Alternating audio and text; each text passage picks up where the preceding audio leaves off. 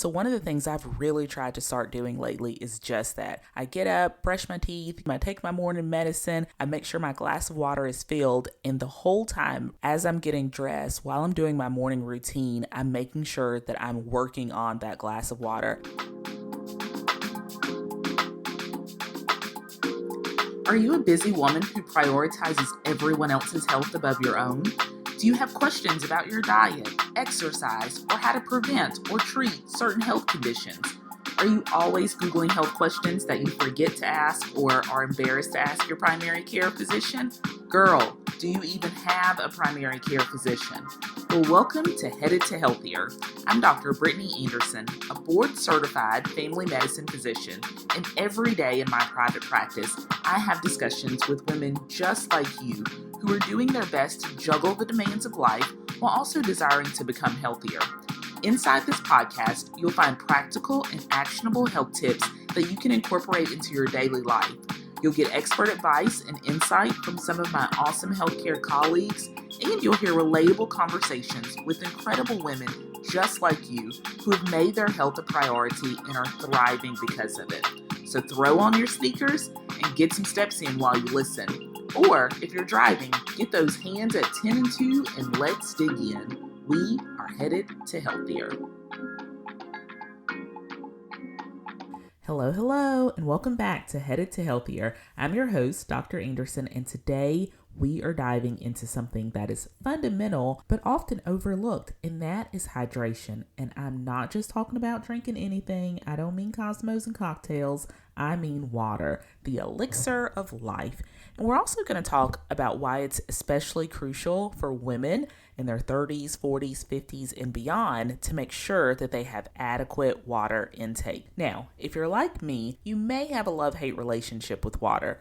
When you're hot and sweaty or super thirsty, water is what you want. It is the first thing you pull for, and it tastes great. But when you can choose between water and maybe soda or juice, it may not be your first option to pick water. We need to change that, ladies. So that's what today's show is about. We're also going to discuss several simple strategies that you can use to help you choose water over other beverage options. But before we get into that, I want to talk about the importance of having adequate water intake, why your body needs it. Water, as we all know, is essential for many body functions. It acts as a lubricant for our joints.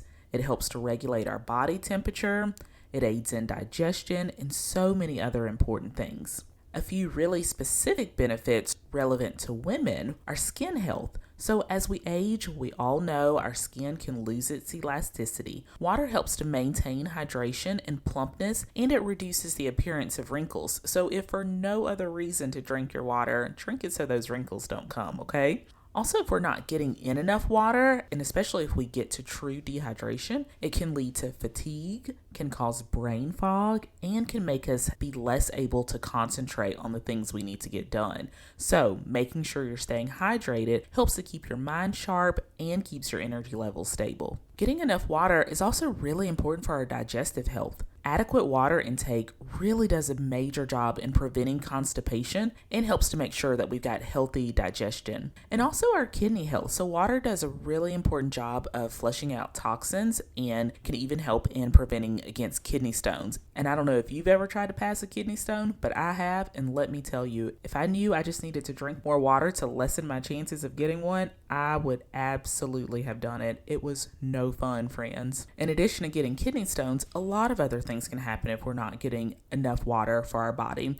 Like I said before, it can cause us to be more tired and weak. It can make us have headaches or be dizzy. It can cause dry skin and chapped lips, constipation, I talked about that one already, muscle cramps if we're not getting enough water in, and it can make our urine really dark and sometimes pretty smelly too. If you have chronic dehydration, even if it's mild, it can lead to more serious health issues over the time, specifically kidney issues. So I know what you're wondering, Dr. Anderson, how much water should I drink? Well, I'm going to tell you, it really is hitting a sweet spot. I know we've all heard that we should be drinking 8 glasses of water a day. And while that's a really good starting point, it varies by individuals. I'm going to tell you probably 9 to 12 is where you really need to be, but there are lots of factors that we should take into consideration. One is your activity level. So if you are super active and working out, you certainly are going to need more water than other people because you're sweating and losing those fluids that other people may not be losing if they're just, lounging on the sofa. Climate also plays a role in how much water you need to drink. If you're somewhere that's really hot and you're sweating, similar to when you're working out, you're going to lose more fluid from your body. So you really need to make sure that you're replacing enough fluid. And then also your overall health, right? And all of these things, I want you to really make sure you have a discussion with your own personal physician about so they can be more specific with you. But I'll tell you that if you've got chronic kidney disease, if you've got kidney failure or heart failure, you certainly are going to want to limit your water intake more than some other people because you don't want to become fluid overloaded, which can cause you to have issues like shortness of breath, problems making urine, and other issues. So we'll stick with the general recommendation to aim for 9 to 12 cups of water per day. But if you're exercising or in really hot weather, you're going to want to lean to the high end of that number. In general, though, it's listening to your body. Thirst is a signal that you need water, but I really want you guys to not wait until you're thirsty to start drinking more fluids. All right, so now here's what you came for. Some actionable tips to how we can drink more water through the day. So I'm going to go through a couple. The first is to start your day with a glass of water. You get up while you're getting dressed, go ahead and make yourself a glass of water. And before you walk out of your house in the morning, make sure you finish that glass of water. So one of the things I've really tried to start doing lately is just that. I get up, brush my teeth, I take my morning medicine, I make sure my glass of water is filled. And the whole time as I'm getting dressed, while I'm doing my morning routine, I'm making sure that I'm working on that glass of water. Then boom, you've not even left the house yet and you've already knocked out one of those cups of water that you need for the day.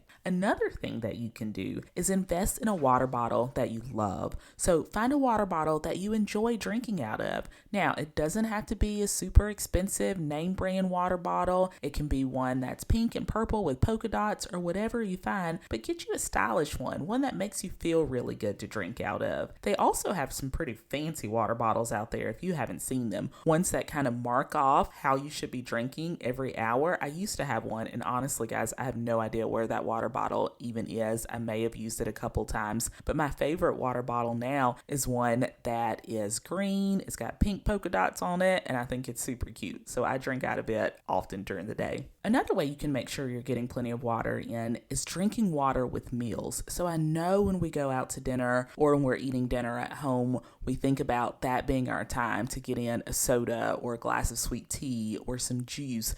But if you can substitute that for water instead, you're already eating breakfast, lunch, and dinner, or you should be at least. We'll talk about that in another episode. But that is a way to get another 3 cups of water in. So when you're out to eat or when you're making dinner at home, opt for water as your drink choice. Now, I'm not telling you that you can't get a glass of wine if you need one, but make sure that you certainly are getting a glass of water in during dinner as well.